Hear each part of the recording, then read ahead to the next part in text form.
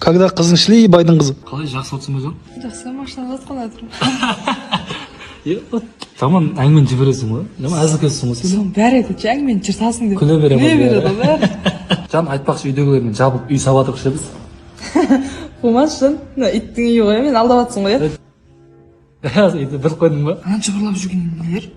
Адамдар ғой кәдімгі өзіміз сияқты. Бәсе ұқсайтшы. Тамыр қасың өтсін бола ма? Іш пысып кетші. Жоқ. Ол жоқ деп жатыр. Ішің пысса, мынандай ойын бар болса, ойнай көрші дейді.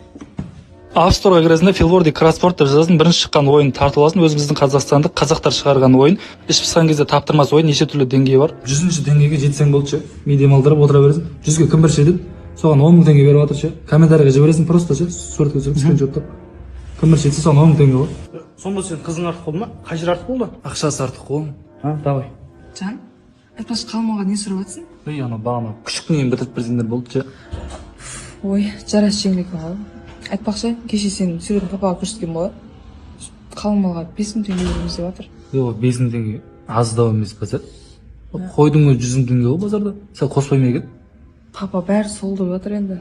Одан артық бере алмайды ғой. Онда тұрмысқа шықпаймын саған.